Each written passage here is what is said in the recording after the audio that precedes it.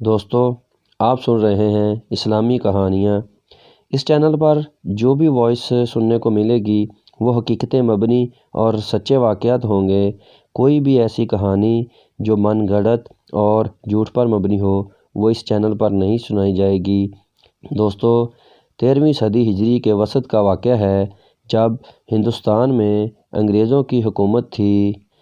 کندھالہ کی جامع مسجد کی تعمیر شروع ہوئی تو مقامی ہندوؤں اور مسلمانوں میں جھگڑا شروع ہو گیا۔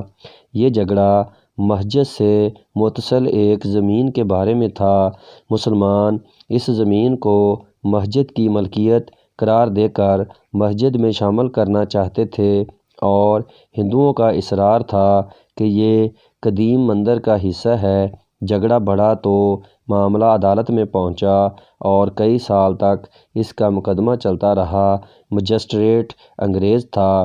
جو شواہد اس کے سامنے پیش کیے گئے وہ اتنے قطعی نہ تھے کہ ان کی بنیاد پر وہ کسی ایک فریق کے حق میں فیصلہ کر سکے۔ بالآخر مجسٹریٹ نے ہندوؤں اور مسلمانوں سے الگ الگ گفتگو کی۔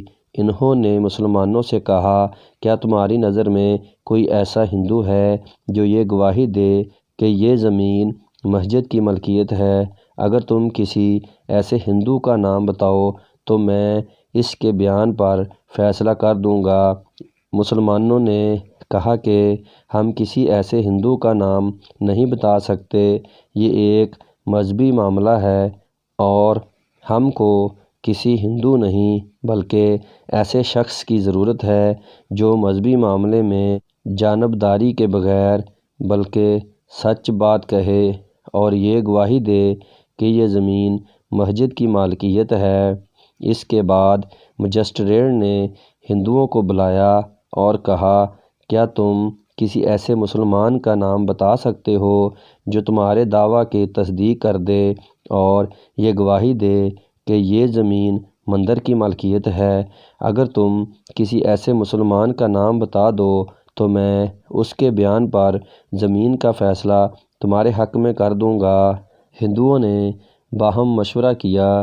اس کے بعد انہوں نے مجسٹریٹ سے کہا، یہ مسئلہ قومی عزت کا معاملہ بن گیا ہے، اس لیے بہت مشکل ہے کہ کوئی مسلمان یہ گواہی دے کہ یہ زمین مندر کی ہے۔ تاہم ہماری بستی میں ایک بزرگ ہیں، ہمیں ان سے امید ہے وہ جھوٹ نہیں بولیں گے۔ ہندوؤں نے جب مسلمانوں کا نام بتایا، وہ مولانا مظفر حسین کندھالوی کے والد مولانا محمود بخش تھے۔ مجسٹریٹ کا کیمپ اس وقت کندھالہ کے قریب موضع علم میں تھا۔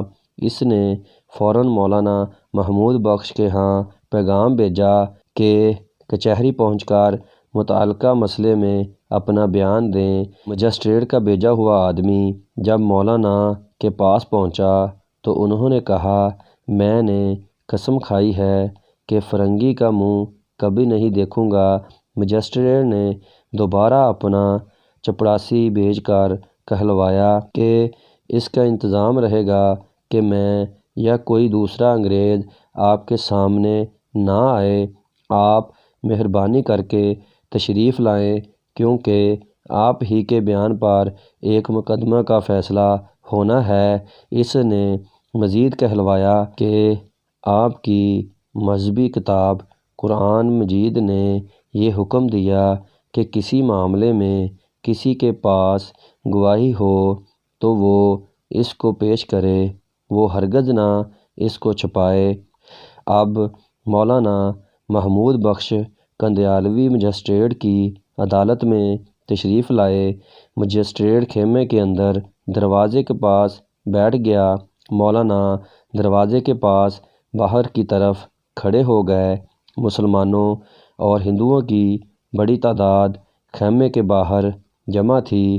ہر ایک ملے جلے جذبات کے ساتھ منتظر تھا کہ دیکھیں آج کیا پیش ہوتا ہے۔ اندر بیٹھے ہوئے مجسٹریٹ نے بلند آواز میں پوچھا کہ مولانا محمد بخش صاحب، یہ بتائیں کہ یہ متنازع جگہ ہندوؤں کی ہے یا مسلمانوں کی۔ مولانا نے فرمایا، صحیح بات یہ ہے کہ یہ جگہ ہندوؤں کی ہے۔ مسلمانوں کا دعویٰ اس بارے میں غلط ہے۔ مجسٹریٹ کے فیصلے کے فوراً بعد یہاں مندر تعمیر کر دیا۔ اب بھی اس جگہ پر وہ مندر موجود ہے۔ مسلمان کچہری سے اس حال میں واپس آئے کہ ان کے چہرے اداس تھے اور ان کے دلوں میں شکست کا احساس چھایا ہوا تھا۔ بہت سے لوگوں نے کہا کہ اس مولوی نے قوم کو غیروں کے سامنے رسوا کر دیا۔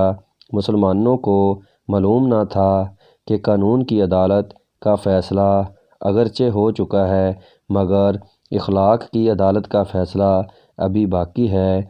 مولانا کی اس سچائی اور بے لاگ حق پرستی کا ہندوؤں پر بہت اثر پڑا۔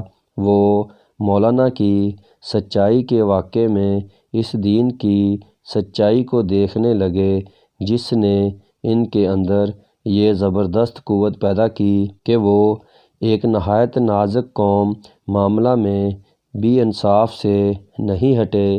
اس کا نتیجہ یہ ہوا کہ قندھالہ کے کئی ہندو خاندان اسلام سے متاثر ہوئے اور مولانا محمود بخش کے ہاتھ پر مسلمان ہو گئے۔